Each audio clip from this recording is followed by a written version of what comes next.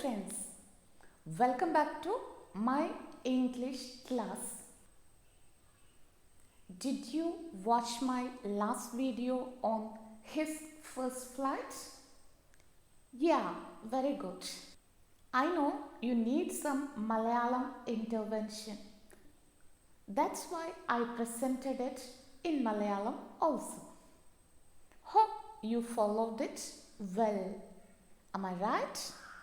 ലിയാമോ ഫ്ലേർട്ടിയുടെ his first flight എന്ന കഥയിൽ സ്വന്തം കഴിവ് തിരിച്ചറിയാതെ ഒറ്റയ്ക്ക് ഒരു ലെഡ്ജിലകപ്പെട്ട യങ് സീഗൾ പിന്നീട് വിശപ്പ് സഹിക്കാൻ വയ്യാതെ അറിയാതെ അമ്മ കൊണ്ടുവന്ന ഭക്ഷണത്തിലേക്കൊന്ന് ചാടിയതും അതോടുകൂടി തൻ്റെ ജീവിതം അവസാനിച്ചു എന്ന് പേടിച്ചു നിൽക്കുന്ന സമയത്ത് പെട്ടെന്നാണ് അവൻ ഒരു കാര്യം മനസ്സിലായത്, താനിങ്ങനെ പറക്കുകയാണ് എന്ന്, ചിറകുകൾ വിടർത്തി പറക്കുകയാണ് എന്ന്.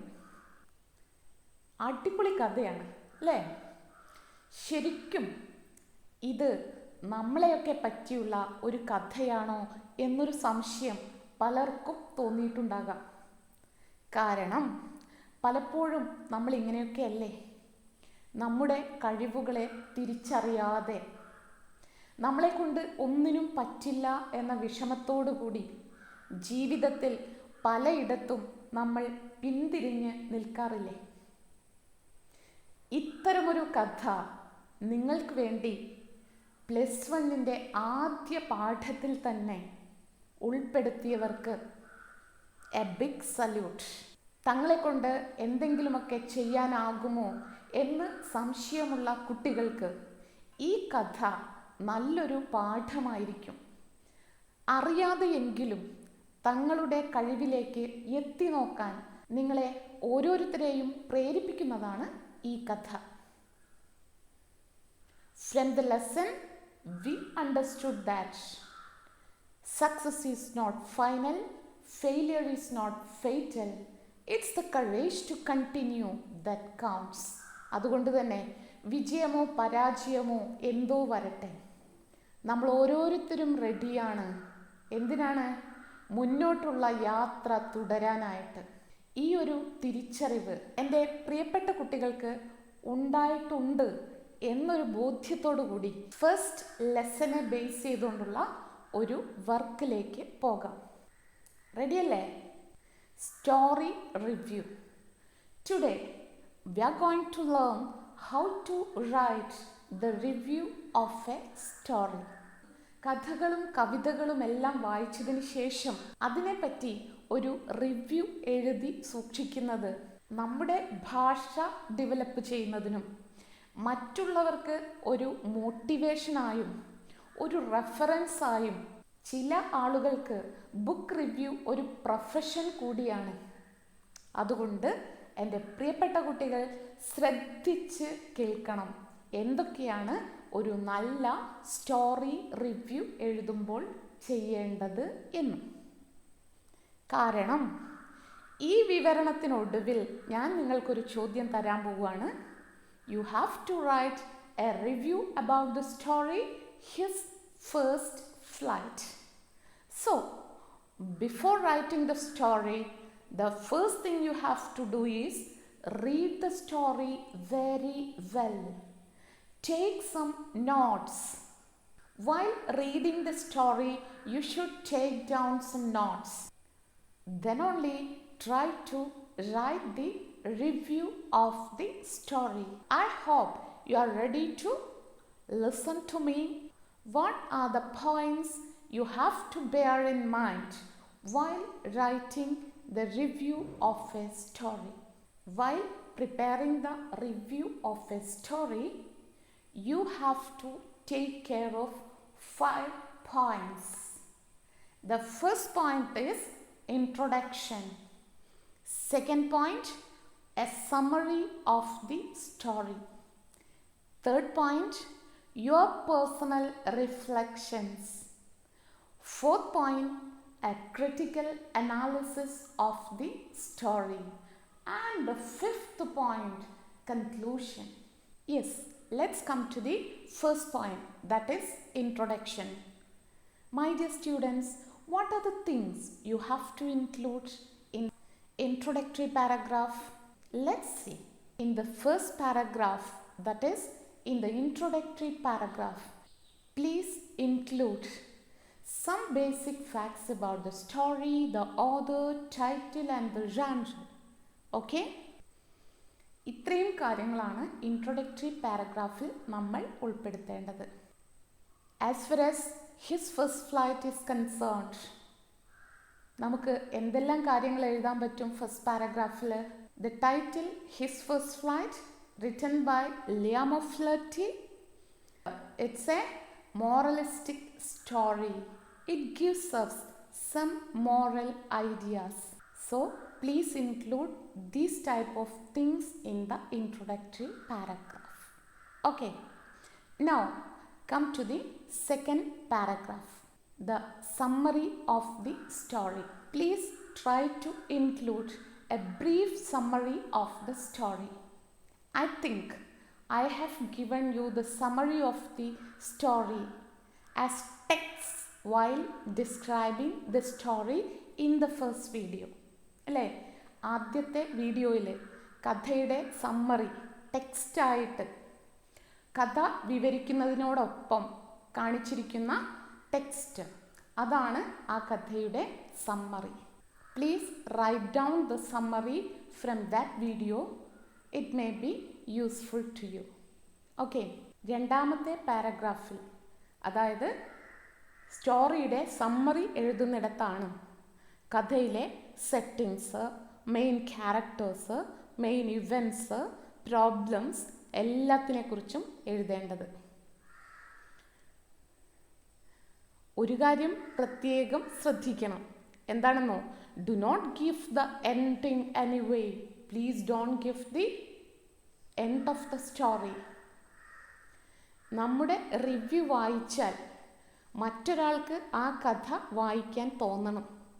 അതിനുവേണ്ട ഒരു ഇൻസ്പിറേഷൻ കൊടുക്കുന്നതായിരിക്കണം നമ്മൾ എഴുതുന്ന റിവ്യൂ. പക്ഷേ ഒരിക്കലും ആ കഥയുടെ സസ്പെൻസ് പൊളിക്കരുത്, കഥയുടെ എൻഡിനെ കുറിച്ച് നമ്മൾ പരാമർശിക്കരുത്. അതോടുകൂടി കഥ വായിക്കാനുള്ള എല്ലാ ത്രില്ലും നഷ്ടപ്പെട്ടു പോകും. അതുകൊണ്ട് ആ സസ്പെൻസ് നിലനിർത്തിക്കൊണ്ട് വേണം നമ്മൾ സമ്മറി ഓഫ് ദ സ്റ്റോറി എഴുതാനായിട്ട്. Please bear in mind that never reveal the end of the story, right? Now the third paragraph, that is write about your personal reflections. You like the story or disliked it? If you like it, you should say why you liked the story, and if you disliked it, write why you didn't like it. And in the third paragraph, കഥയിലെ സംഭവങ്ങളുമായി നിങ്ങൾക്ക് എന്തെങ്കിലും personal experience share ചെയ്യാനുണ്ടെങ്കിൽ അതിനെക്കുറിച്ചും ഒന്ന് സൂചിപ്പിക്കാം. അതേപോലെ തന്നെ same ഓഥറിൻ്റെയോ അതോ മറ്റേതെങ്കിലും ഓഥറിൻ്റെയോ സമാന രീതിയിലുള്ള കഥകളുണ്ടെങ്കിൽ അതിനെക്കുറിച്ച് പരാമർശിക്കാനും കഴിയും. ഇതെല്ലാം ചെയ്യേണ്ടത് in the third paragraph about your personal reflections. Now the fourth paragraph, it's about A critical analysis of the story. ശരിക്കു പറഞ്ഞാൽ നിങ്ങളുടെ കഴിവ് തെളിയിക്കേണ്ടത് ഇവിടെയാണ്. വായിച്ച കഥയെ ക്രിട്ടിക്കലി അനലൈസ് ചെയ്യുക. പരീക്ഷയ്ക്ക് ഉത്തരം എഴുതേണ്ട കാര്യമല്ല. ശരിക്കും സീരിയസ് ആയിട്ട് ഒരു കഥ വായിച്ച് അതിൻ്റെ റിവ്യൂ തയ്യാറാക്കുകയാണെങ്കിൽ നിങ്ങൾക്ക് ഏറ്റവും കൂടുതൽ ക്രിയേറ്റീവായിട്ട് എഴുതാൻ പറ്റുന്ന ഭാഗമാണ് ക്രിട്ടിക്കൽ അനാലിസിസ്. ഇതിൽ നമ്മൾ ചില ചോദ്യങ്ങൾക്ക് ഉത്തരം നൽകിയാൽ മതിയാകും. ഏതൊക്കെയാണ് ആ ചോദ്യങ്ങൾ എന്നല്ലേ? What is the authors purpose for writing the story? Is he successful in achieving this purpose? Critical analysis നടത്തുന്ന സമയത്ത് നമ്മൾ ചോദിക്കേണ്ട ഒരു ചോദ്യമുണ്ട്. എന്ത് ഉദ്ദേശത്തോടു കൂടിയാണ് ഈ കഥ എഴുതപ്പെട്ടത്? ആ ഉദ്ദേശം നടപ്പിലായോ? ഹിസ് ഫസ്റ്റ് ഫ്ലൈറ്റിനെ കുറിച്ചൊന്ന് ചിന്തിച്ചു നോക്കിയേ. എന്തുദ്ദേശത്തോടു കൂടിയാകും ഇത്തരത്തിലുള്ള ഒരു കഥ എഴുതിയത്? Yes, to motivate others, to inspire others, and to make us understand that, to make us aware that we should understand our potentials and we must have confidence. The story is about the dominating fear. വിശപ്പ്, പറക്കാനുള്ള ആഗ്രഹം, കുടുംബത്തോടൊപ്പം പറന്ന് രസിക്കാനുള്ള ആഗ്രഹം, മീൻ പിടിക്കണം, അച്ഛനമ്മമാർ പറയുന്നത് അനുസരിക്കണം, ഇതെല്ലാം നമ്മുടെ സീകളിൻ്റെ ആഗ്രഹങ്ങളായിരുന്നു. പക്ഷേ അതിനെ എല്ലാം കവച്ചു വയ്ക്കുന്ന രീതിയിൽ അവനെ ഭയം പിന്നോക്കം വലിച്ചു. അവൻ്റെ എല്ലാ ആഗ്രഹങ്ങളെയും തടയിടാൻ മാത്രം പവർഫുൾ ആയിരുന്നു അവൻ്റെ ഭയം. അതിനെക്കുറിച്ചാണ് ഈ കഥ. അപ്പോൾ നമ്മുടെ കഴിവുകളെ തിരിച്ചറിയണം, പേടിയെ, ഭയത്തെ മാറ്റി നിർത്തണം. നമുക്ക് നമ്മളിലുള്ള വിശ്വാസം, ഐ ക്യാൻ ഡു ഇറ്റ്, എനിക്ക് ചെയ്യാൻ കഴിയും എന്ന തോന്നൽ, അതുകൊണ്ട് നമ്മളെല്ലാ ഭയത്തെയും മറികടക്കണം എന്ന ഒരു മെസ്സേജ് നമുക്ക് നൽകുക എന്നുള്ളതാണ് ലിയാം ഓഫ് ഫ്ലാറ്റിയുടെ ഈ കഥയുടെ പേർപ്പസ്. അങ്ങനെയാണെങ്കിൽ was he successful in achieving the purpose? Yes, of course. അദ്ദേഹത്തിൻ്റെ ഉദ്ദേശം സാക്ഷാത്കരിച്ചു. അതിൻ്റെ ഒരു തെളിവാണ് എനിക്ക് കാണാം നിങ്ങളുടെ എല്ലാം മുഖത്തെ ആ പുഞ്ചിരി. നിങ്ങൾക്ക് ഓരോരുത്തർക്കും കഴിവുകളുണ്ടെന്ന് തിരിച്ചറിഞ്ഞപ്പോഴുള്ള സന്തോഷം, ഐ ക്യാൻ ഫീൽ ഇറ്റ്. ആ സന്തോഷം, ആ പുഞ്ചിരി, അത് ഒരു തെളിവാണ്. ലിയാം ഓഫ് ഫ്ലാറ്റിയുടെ purpose of writing the story is achieved. Okay, ഇതാവാം 4th പാരഗ്രാഫിലെ ഒരു സെൻറ്റൻസ്. അടുത്ത ചോദ്യം, what is the setting of the story and is it suitable for the genre? എന്താണ് കഥയുടെ സെറ്റിംഗ്? ആ സെറ്റിംഗ് ഈ കഥയ്ക്ക് അനുയോജ്യമാണോ? നിങ്ങൾ പറയൂ.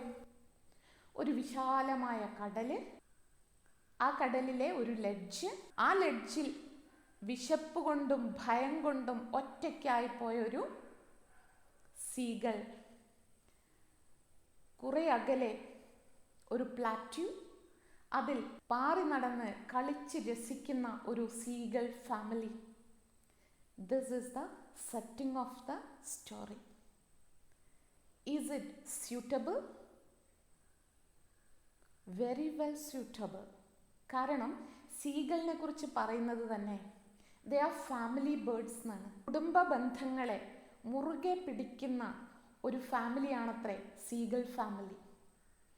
കൂട്ടമായി താമസിക്കാനും ബന്ധങ്ങൾ നിലനിർത്താനും ഇഷ്ടപ്പെടുന്ന ഒരു ഫാമിലിയാണത്രേ സീകൾ ഫാമിലി. നമ്മൾ മനുഷ്യരും അങ്ങനെയല്ലേ? ഒരുമിച്ച് കൂടാനും സ്നേഹബന്ധങ്ങൾ ഊഷ്മളമായി നിലനിർത്താനും ഇഷ്ടപ്പെടുന്നവരല്ലേ നമ്മൾ? കുഞ്ഞുനാൾ മുതൽ ഇതുവരെ നമ്മൾ എത്തിയത് അതിന് നമ്മുടെ പ്രിയപ്പെട്ട പാരൻസും കുടുംബവും തന്ന സപ്പോർട്ട് കൊണ്ടാണ്. അവർ തന്ന എൻകറേജ്മെൻറ്റ് കൊണ്ടാണ്, മോട്ടിവേഷൻ കൊണ്ടാണ്, അല്ലേ?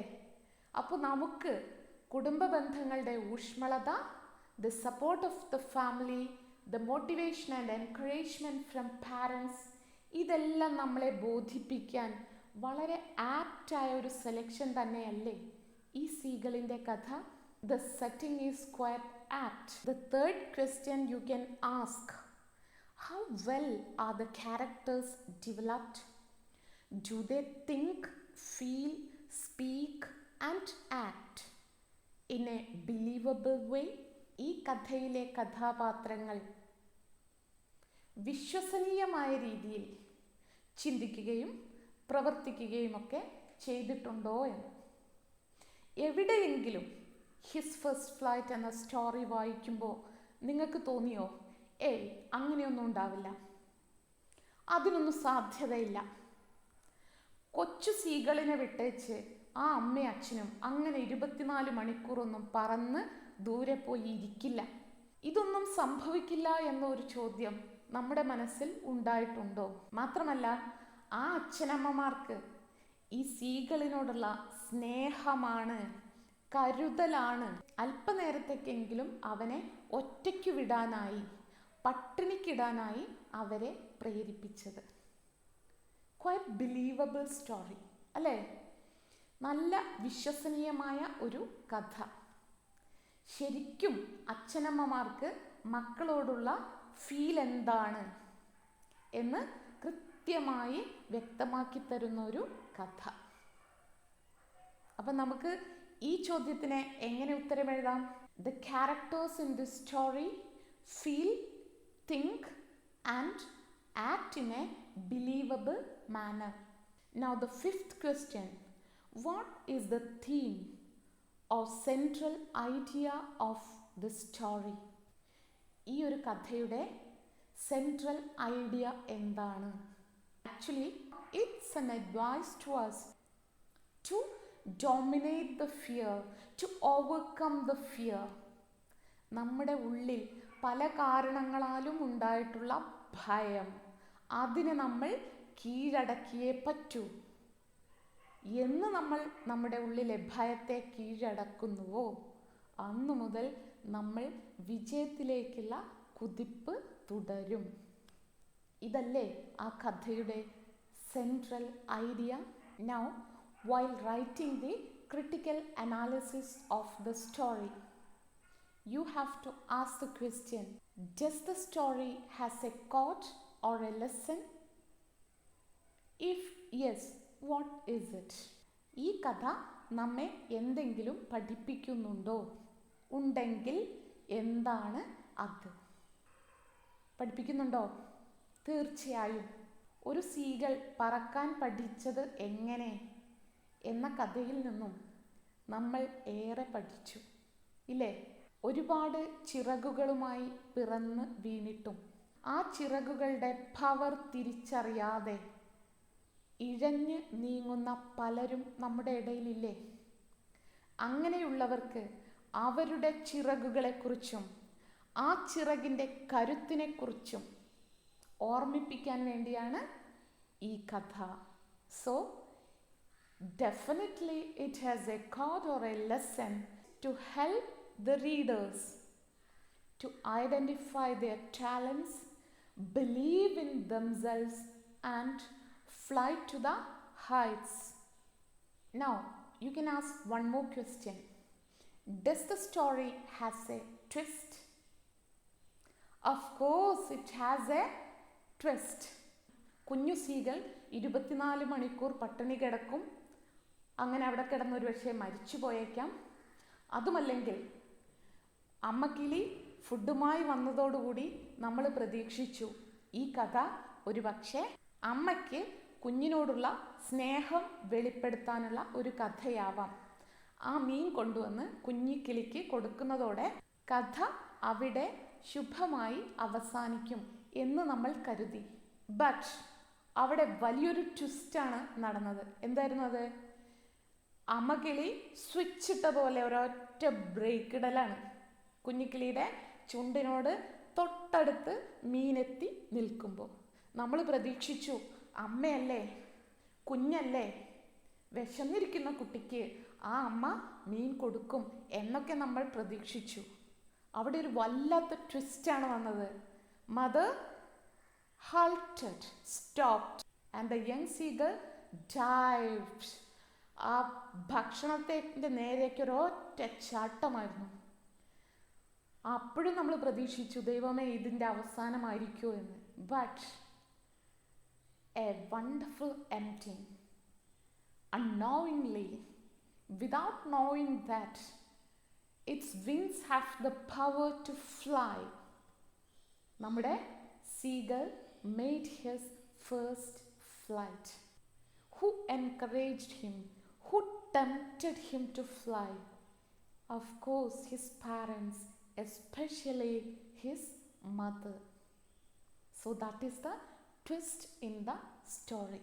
Does the author use any literary devices such as metaphor, simile or alliteration. കഥയുടെ മനോഹാരിത കൂട്ടാൻ വേണ്ടി പലതരത്തിലുള്ള ലിറ്റററി ടെക്നിക്സും ഉപയോഗിക്കാറുണ്ട്. അങ്ങനെയുള്ള എന്തെങ്കിലും ടെക്നിക്സ് ഈ കഥയിലുണ്ടോ എന്ന് കണ്ടുപിടിക്കുക. ഉണ്ടെങ്കിൽ റൈറ്റ് അബൌട്ട് ഇറ്റ്. മക്കളെ, ക്രിട്ടിക്കൽ അനാലിസിസ് എന്ന ഭാഗത്ത് എത്രമാത്രം കാര്യങ്ങളാണ് നമുക്ക് എഴുതാനുള്ളത് എന്നോർത്ത് പേടിക്കണ്ട. ഞാൻ ഇത്തരത്തിലുള്ള കുറേ ചോദ്യങ്ങൾ നിങ്ങളുടെ മുന്നിലേക്ക് ഇട്ട് തന്നത് എന്തിനാണെന്നറിയോ? ഈ ചോദ്യങ്ങൾക്ക് ഉത്തരം എഴുതുന്നതോടുകൂടി that will make a wonderful critical analysis of the story. പരീക്ഷയ്ക്ക് വേണ്ടി നിങ്ങൾ ബുക്ക് റിവ്യൂ എഴുതുകയാണെങ്കിലും ഇൻ ഫ്യൂച്ചർ ചിലപ്പോൾ നിങ്ങൾ കഥയൊക്കെ വായിച്ച് അതിൻ്റെ റിവ്യൂസൊക്കെ റെഗുലറായിട്ട് വലിയ വലിയ ജേർണൽസിലൊക്കെ എഴുതുന്ന മഹാന്മാരും മഹതികളും ആയിക്കൂടാന്നില്ലല്ലോ. അങ്ങനെ ആവുമ്പോഴും ഇന്ന് ടീച്ചർ പറഞ്ഞു തന്ന ഈ ചില പോയിൻറ്സും കൂടി ഓരോ ബുക്കും വായിക്കുമ്പോൾ ഓർത്തു വയ്ക്കുക. അതിനെക്കുറിച്ചും കൂടി ഒന്ന് എഴുതി നോക്കുക. അപ്പോൾ നിങ്ങൾ എഴുതുന്ന ഒരു ബുക്ക് റിവ്യൂ വണ്ടർഫുൾ വൺ ആയിരിക്കും. No doubt about it. Okay, now the last paragraph, that is conclusion. If you like the story, if the story attracted you, definitely you should recommend the story to other readers. And if you don't support the story, and if you feel that it is a rubbish thing not to be read anymore by anybody, just say that I do not recommend this story. You have to state the reason also. നിങ്ങൾക്ക് ആ കഥ മറ്റുള്ളവർ വായിക്കണമെങ്കിൽ you can recommend. എൻ്റെ അഭിപ്രായത്തിൽ നിങ്ങൾ ഈ കഥ വായിക്കണം. ഇത് നിങ്ങൾക്ക് ഒരുപാട് മോട്ടിവേഷൻ തരും, ഒരുപാട് തിരിച്ചറിവുകൾ തരും എന്നൊക്കെ എഴുതി വയ്ക്കാം. ഇഷ്ടമായില്ലെങ്കിൽ അതും പറയാം. But while writing the review, please be sincere to yourself, to the author. Okay, so my dear students, first lesson base ചെയ്തുകൊണ്ടുള്ള സ്റ്റോറി റിവ്യൂ എങ്ങനെ ചെയ്യണം എന്നതിനുള്ള ചില നിർദ്ദേശങ്ങളാണ് നിങ്ങൾക്ക് തന്നിരിക്കുന്നത്. So my dear students, hope you understand how to write the review of a story. 6 points ആണ് ഓർക്കേണ്ടത്. In the first paragraph, you have to write about the introduction. You should include some basic facts about the story, including the title, author, and the story genre. The second paragraph, write a brief summary of the story. Third paragraph, personal reflections. Fourth paragraph, critical analysis. Fifth paragraph, conclusion. ഇതിൽ ഓരോ പാരഗ്രാഫിലും എന്തെല്ലാം points ഉൾപ്പെടുത്തണം എന്നുള്ളത് വിശദമായി തന്നെ പറഞ്ഞു തന്നിട്ടുണ്ട്. ഇനി നിങ്ങൾക്ക് വായിച്ച് മനസ്സിലാക്കാനും എങ്ങനെ എഴുതണം എന്നുള്ളതിനെക്കുറിച്ചുള്ള ഒരു ചെറിയ എക്സാമ്പിൾ ഇവിടെ കൊടുത്തിട്ടുണ്ട്. The review of a story has been given over here for you to refer. Okay? Story review ചെയ്യുന്ന സമയത്ത് ഓരോ പാരഗ്രാഫിലും നിങ്ങൾക്ക് ഉപയോഗിക്കാൻ പറ്റുന്ന തരത്തിലുള്ള കുറച്ച് സെൻറ്റൻസുകൾ കൂടി ഇവിടെ കൊടുത്തിട്ടുണ്ട്. ഇത് ജസ്റ്റ് ഫോർ റെഫറൻസ്. ഇത് തന്നെ വേണം എന്നല്ല, ഇതും ഉപയോഗിക്കാം while preparing the review of A story. Critical analysis എന്ന ഭാഗം വളരെ ഡീറ്റെയിൽ ആയിട്ടാണ് നിങ്ങൾക്ക് പറഞ്ഞു തന്നിട്ടുള്ളത്. ക്രിട്ടിക്കൽ അനാലിസിസ് തയ്യാറാക്കുന്ന സമയത്ത് ചോദിക്കേണ്ട 8 ചോദ്യങ്ങൾ നിങ്ങൾക്ക് തന്നത് എന്തിനാണെന്ന് വെച്ചാൽ ആ ചോദ്യങ്ങൾക്കുള്ള ഉത്തരം എഴുതുന്നതോടുകൂടി തന്നെ വളരെ നല്ല ഒരു പാരഗ്രാഫ് നിങ്ങൾക്ക് എഴുതാനായിട്ട് കഴിയും. So my dear students, please go through the points given here. Try to make use of it while preparing the review of a story. സ്വന്തമായി ലാംഗ്വേജ് ഡെവലപ്പ് ചെയ്യുക എന്നുള്ളതാണ് ലാംഗ്വേജ് ലേണിങ്ങിൻ്റെ ബേസിക് സ്റ്റെപ്പ്. അതുകൊണ്ട് തന്നെ എൻ്റെ പ്രിയപ്പെട്ട കുട്ടികൾ, ഇപ്പം മുതൽ എഴുതി തുടങ്ങുക. Write the review of the story his first flight. റെഡിയല്ലേ? ഇംഗ്ലീഷ് വഴങ്ങുന്നില്ല, ഉത്തരമെഴുതിയാൽ ശരിയാവില്ല തുടങ്ങിയ ചിന്തകൾ മാറ്റിവെക്കുക. സീഗൾ സ്റ്റോറിയിൽ പറഞ്ഞതുപോലെ തന്നെ അത്തരം ഭയങ്ങളെ കീഴടക്കുക.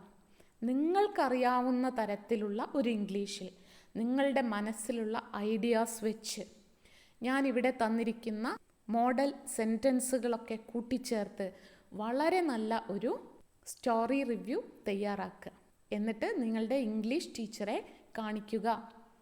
ഇത് തയ്യാറാക്കുന്നതിനിടയിലോ വീഡിയോ കാണുന്നതിനിടയിലോ എന്തെങ്കിലും സംശയങ്ങൾ വന്നിട്ടുണ്ടെങ്കിൽ ദയവ് ചെയ്ത് അത് കമൻറ്റ് ബോക്സിൽ സൂചിപ്പിക്കുക. തീർച്ചയായും അതിനുള്ള മറുപടി നൽകുന്നതായിരിക്കും. അപ്പോൾ ഹിസ് ഫസ്റ്റ് ഫ്ലൈറ്റ് പഠിച്ചു, ഒരുപാട് ക്വാളിറ്റീസിനെ കുറിച്ച് പഠിച്ചു, ആത്മവിശ്വാസമൊക്കെ കൂടിയിട്ടുണ്ടാവും, വിജയത്തിലേക്കുള്ള കുതിപ്പ് തുടങ്ങിയിട്ടുണ്ടാകും എന്നുള്ള വിശ്വാസത്തിൽ നിർത്തിക്കോട്ടെ. See you then with another class soon. Till then, bye.